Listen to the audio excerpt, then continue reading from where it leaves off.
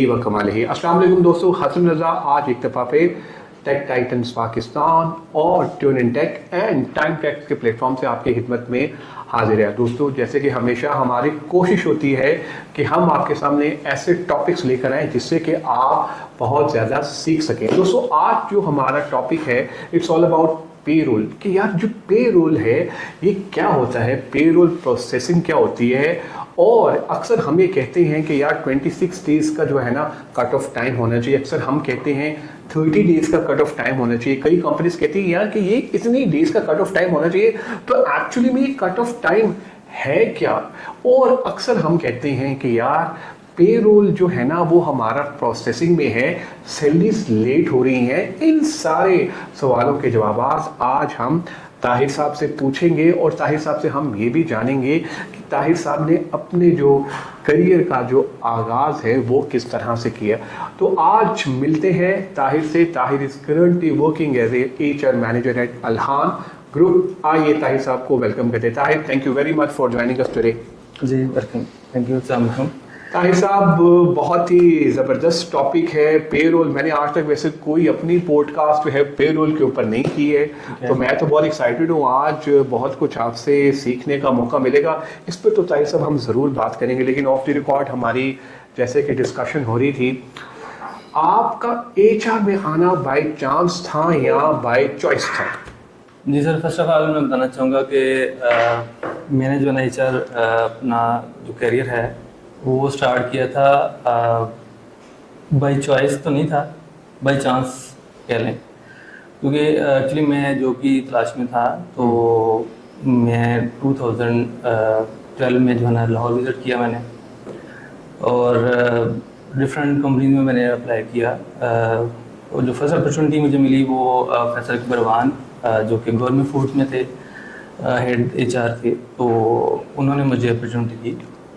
मैंने स्टार्ट लिया था, तब वहाँ पे मुझे सिक्योरिटी हेड थे कर्नल साहब, तो उनके साथ मुझे उन्होंने अपॉइंट किया था, क्योंकि उनकी जो 100+ ब्रांचेस थी, अभी इससे भी ज़्यादा हैं, तो उनकी जो सिक्योरिटी की एमुनिशन, उनका जो स्टाफ फायरिंग उनका अटेंडेंस, पेरोल, ओवरऑल चीज़ें जो है ना वो मेरे अंडर थी।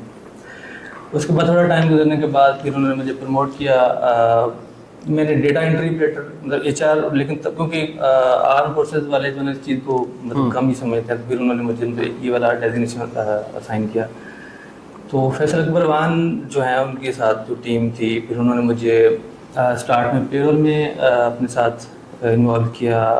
तब कुछ सिस्टम उनका मैनुअल था, कुछ एक सॉफ्टवेयर था, तो हम मैनुअल जो शीट्स आती थी उससे डेटा पिक करते थे सिस्टम पे, 1 बाय 1 एंट्रीज करते। सारा दिन हमारा कभी रातें भी हमारी गुजरती थी वहाँ पे, और वो उस बड़ा हेडकाउंट भी काफ़ी ज़्यादा था, इतने ज़्यादा एम्प्लॉइज। और हाँ, तो वहाँ से फिर उन्होंने एक सॉफ्टवेयर अपना POS पॉइंट ऑफ सेल जो है HR के लिए उन्होंने लॉन्च किया। तो तब स्टाफ की तरफ से ये होता था कि सर ये तो बड़ा मुश्किल काम है, बायोमेट्रिक होता नहीं है, किसी ने कहना कि फिंगरप्रिंट्स हमारे जो है ना वो नहीं करते, इवन के लेम एक्सक्यूजेस होते थे उनकी तरफ से। फिर हम लोगों ने एक मैसेज जनरेट किया सिस्टम के थ्रू कि अगर जिसकी अटेंडेंस नहीं लगेगी सिस्टम के थ्रू, हम उसको जो है ना एक्सेप्ट नहीं करेंगे। वहाँ पे उनकी अपनी एक टीम थी, IT की डेवलपर्स थे, इस्लाम साहब, उनको मैं क्रेडिट देना चाहूँगा कि उन्होंने हर फोरम पे हमें जो है ना सपोर्ट किया। हमारे मुंह से कोई चीज़ निकलती थी तो वो कैलकुलेट करते थे, कहते थे कि आपको 1 घंटे बाद, 2 दिन बाद मतलब ये हो जाएगा। Wonderful wonderful. और वो हमें करके देते थे, और हमने उसके ऊपर इतनी जो है ना वो अपग्रेड्स को किया। हमने उनकी शिफ्ट लॉ की।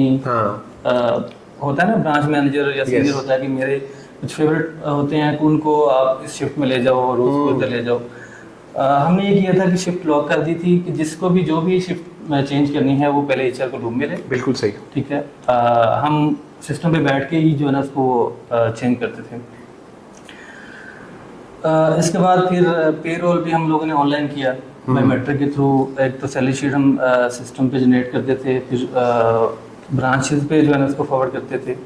और ब्रांच पे हम लोगों ने क्या किया था कि फिर उनके जो ब्रांच का हेड था वो हम ऑफिस में बैठ के ही उसको ओपन करते थे, तो ब्रांच के ऊपर डेटा वो जो है शो ऑफ होता था ब्रांच मैनेजर के पास। बिल्कुल सही। फिर जो है ना वो बायोमेट्रिक करते थे और सैलरी भी हम ऑनलाइन डिस्पर्स करते थे। Very right very right. इसमें ये होता था कि हमें साथ साथ पता चल रहा था, क्योंकि इतनी ब्रांचेस पे ये चीज़ें मैनेज करना बहुत मुश्किल होती हैं। एक्चुअली पेरोल इतना मेरे लिए तो इतना मुश्किल नहीं है जितना मैंने टाइम स्पेंड कर चुका हूँ, क्योंकि स्टार्ट जैसे मैंने बताया कि हम लोगों ने स्टार्ट ही सॉफ्टवेयर से लिया था। सॉफ्टवेयर से जो ना काफ़ी हेल्प हो जाती है। मेन चीज़ होती है अटेंडेंस। अटेंडेंस अगर आपकी ऑनलाइन है उसमें मेन आपने करना क्या होता है कि लीव्स अगर किसी की मतलब अनपेड हैं या पेड हैं या स्पेशल लीव्स हैं, ठीक है, वहाँ पे आपको इशू आता है। कभी अप्रूवल पेंडिंग हो गई, कभी एट अ टाइम आपने पेरोल प्रोसेस कर लिया है, फाइनलाइज हो गया, और आपको फिर मैसेज आता है कि सर वो मेरा तो कोई मेडिकल इशू था, so and so different types के इशूज आ जाते हैं। तो फिर हमें उसको रिवर्ट बैक करना पड़ता है रीप्रोसेसिंग के लिए। रीप्रोसेसिंग करने के लिए फिर हम कोई ऐसी चीज़ आ जाती है कि यार किसी का जो ना वो ओवर टाइम लगाना था, ब्रांच वालों की तरफ से वो मिस हो गया, या मोस्टली सिस्टम पे किसी की अटेंडेंस नहीं लगी होती, किसी के फिंगरप्रिंट जैसे स्किन का इशू आ गया या कुछ इस तरह की चीज़ें आ जाती हैं। तो मेन अगर हमने अटेंडेंस को फाइनलाइज कर लिया, वहाँ पे इशू नहीं है, तो मेरा नहीं ख्याल कि सॉफ्टवेयर के ऊपर हमें कोई नंबर्स का कोई इशू आए। बिल्कुल सही। जो पेरोल के ऊपर मेन इशू आता है वो यही अटेंडेंस का होता है, या किसी ने लीव्स अपने एचओडी को तो बता के अप्रूव करवाई होती हैं, लेकिन एचआर को इन्फॉर्म नहीं किया होता। एग्जैक्टली। अब एचआर वाले के पास कोई डेटा नहीं आएगा तो एचआर खुद से तो कोई चीज़ नहीं करता, क्योंकि उसमें मैनेजमेंट भी इन्वॉल्व होती है और बाकायदा हमारा ऑडिट होता है। कोई चीज़ अगर हम पर्सनल से करते हैं तो उसके ऑडिट वाले हमारे ऊपर जो है ना पॉइंट आउट करते हैं, कोई इसकी सपोर्टिंग डॉक्यूमेंट्स दिखाएं। Very nice. अच्छा ताई साहब, हमारे फॉलोअर्स को ये बताइएगा कि एक अच्छा पेरोल प्रोफेशनल किस तरह से बना जा सकता है, क्या ऐसे स्टेप्स हैं कि वो फॉलो किए जाएं। हम अक्सर एचआर की तो बात करते हैं, हम रिक्रूटमेंट की बात करते हैं, ट्रेनिंग एंड डेवलपमेंट की बात करते हैं, कॉम्पनसेशन एंड बेनिफिट्स की भी बात करते हैं, बिल्कुल उसका पार्ट भी है ये।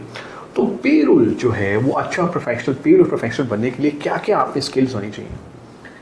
सर अच्छा पेरोल प्रोफेशनल बनने के लिए दो चार पॉइंट्स हैं। मेन अटेंडेंस आपकी एक्यूरेट होनी चाहिए, सॉफ्टवेयर के ऊपर कोई बग्स नहीं आना चाहिए। मेन चीज़ आपकी होती है सॉफ्टवेयर। अगर सॉफ्टवेयर की बात की जाए तो मैंने डिफरेंट सॉफ्टवेयर के ऊपर काम किया हुआ है। जैसे मैंने स्टार्ट किया पॉइंट ऑफ सेल से, पहले एक जी बुक था जो हम मैनुअल एंट्रीज करते थे, वो उसको छोड़ा, फिर पीओएस पे आए।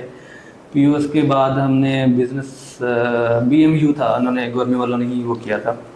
उसके बाद ईआरपी था, और चेंज करने की वजह यही है कि उसके ऊपर कोई ना कोई इश्यूज आते थे हमें, और फिर हम उसको अगले के ऊपर जो है ना स्टेप अप करते थे। अच्छा ताई साहब, एक बहुत ही इंपॉर्टेंट सिनेरियो मैं आपसे डिस्कस करना चाहूँगा, एक हमारे फॉलोअर ने उसके बिहाफ पे अक्सर ये देखा गया है, गोस्ट एम्प्लॉइज। यार कोई एम्प्लॉय है ही नहीं, फिर उसको पेरोल प्रोसेसिंग में वो सैलरी जा रही है। कई ऐसे तजुर्बात निकलते हैं। मेरे करियर में तो 20 साल के अंदर मैंने एक तो ऑर्गेनाइजेशन में जब ऑडिट किया तो हमारे भी ऐसे एक्सपीरियंसेस निकले। हमें ये बताइएगा कि सिस्टम जब नहीं होते हैं तो एक्सेल पे कितने % एरर होता है कि आपसे मिस्टेक हो सकती है। कोई एम्प्लॉय छोड़ के चला गया है, उसको पैसे जा सकते हैं। एक तो इंटेंशन, दूसरा ठीक है गलती से हो गया तो ठीक है, लेकिन एक बंदा जब फ्रॉड कर रहा है सिस्टम ना होने की वजह से, तो वो सिस्टम में टाइम ट्रैक से बाकी सिस्टम आए तो चीज़ें बहुत बेहतरीन।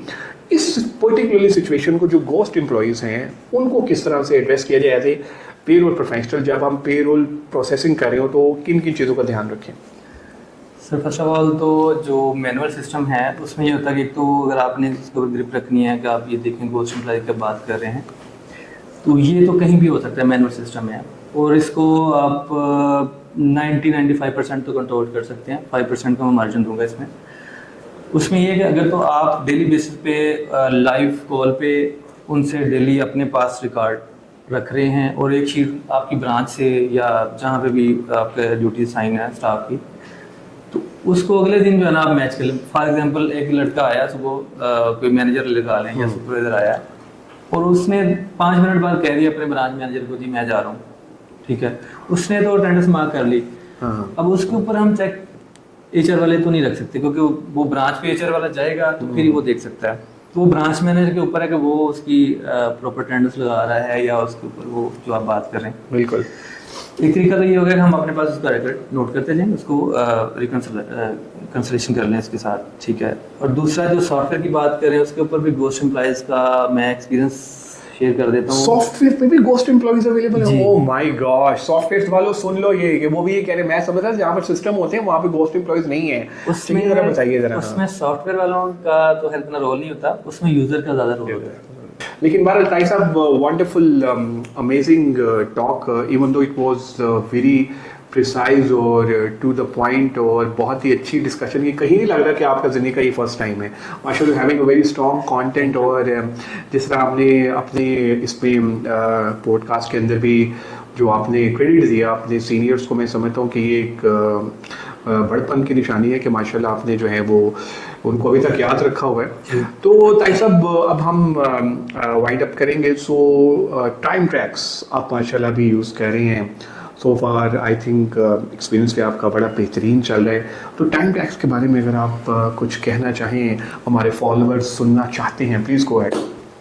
सर, टाइम ट्रैक्स जैसे मैंने पहले मेंशन किया कि मेरा फर्स्ट एक्सपीरियंस था, और उस पर मेरा इंट्रोडक्शन इस तरह से हुआ कि वो मैंने फिर उसके ऊपर जो ऐसी ग्रिप बनाई, क्योंकि ये यूज़र फ्रेंडली भी है। इसमें हर टाइप्स की रिपोर्ट्स हैं जो कि एक एचआर को बीइंग एचआर चाहिए होती हैं, ठीक है। और एक कंपनी को टाइमली जो रिपोर्ट्स देना होता है। फॉर एग्जांपल, ऐसे सॉफ्टवेयर भी हैं जिसके ऊपर रिपोर्ट्स तो होती हैं, लेकिन जो रिप्रेजेंट करना होता है हमने मैनेजिंग डायरेक्टर को या सीईओ को, तो वो टाइम टेकिंग होती है। मतलब पहले आप डेटा एक्सपोर्ट करो, इंपोर्ट करो, फिर आप एनालिसिस करें, फिर आप एक्सेल पे डाल लें, वो एक्सेल पे। तो यहाँ पर मेरा ख्याल है कि आपको एक पूरा प्रॉपर प्लेटफॉर्म मिल गया, और विद इन सेकंड्स आप अपनी रिपोर्ट्स विद इन सेकंड हम जो है ना वो जो भी मतलब एक सेकंड में क्वेरी आती है फौरन हम लेके वो रिप्रेजेंट कर देते हैं कि जी ये sir. Credit goes to time tracks team, wonderful. और वहाँ पे भी मेरा एक्सपीरियंस अच्छा रहा। कोई 3 से 4 साल मैंने वहाँ यूज़ किया। मुझे उन्होंने कहा कि जी आप रिकमेंड करें कि कौन सा कोई ऐसा सॉफ्टवेयर जो आप जिसके ऊपर सेटिस्फाइड हो और हमारे लिए भी मतलब ईजी हो। मैंने फिर उनको टाइम ट्रैक्स जो है ना रिकमेंड किया, और उसका जो एक्सपीरियंस था वो मैंने उनसे शेयर किया, और सारी चीज़ें जो है ना बताई। तो उन्होंने कहा कि अगर आप सेटिस्फाइड हैं तो हमें कोई ऑब्जेक्शन नहीं है, क्योंकि आपने यूज़ करना है और आपने सारा पेरोल प्रोसेस करना है, तो आप बिस्मिल्लाह करें, फिर उनसे बात करें। फिर मैंने इनको टाइम ट्रैक्स वालों को इरशाद साहब को टच किया। बिल्कुल सही। उन्होंने सेल्स टीम के साथ मेरा कॉन्टैक्ट करवा के फिर अभी इंशाल्लाह विद इन अ वीक मेरा यूज़र जो है ना वो क्रिएट कर देंगे। वंडरफुल। डेटा वगैरह हमारा रेडी है, वो इंशाल्लाह हम स्टार्ट करने वाले हैं। वंडरफुल साहिब साहब, बहुत शुक्रिया आज आपका आने का, और बड़ा अच्छा लगा कि आप आज आए और आपने पॉडकास्ट में हमें पेरोल के बारे में बताया, और सिस्टम्स कितने इंपॉर्टेंट होते हैं उसके बारे में आपने डिस्कशन की, और अपनी एक्सपीरियंसेस भी आपने शेयर किए। तो मेरी रिक्वेस्ट ये होगी कि आप बिल्कुल बाकी भी जब अपॉर्चुनिटी मिले तो आप आते रहिए। फर्स्ट टाइम तो आपका हो गया है, तो अब second time, third time, fourth time अब वो भी होना चाहिए। इंशाल्लाह आपका नंबर मैंने सेव कर लिया है, इंशाल्लाह जब भी जरूरत पड़ेगी इंशाल्लाह नंबर दिल में सेव कर लें बस, वहाँ पर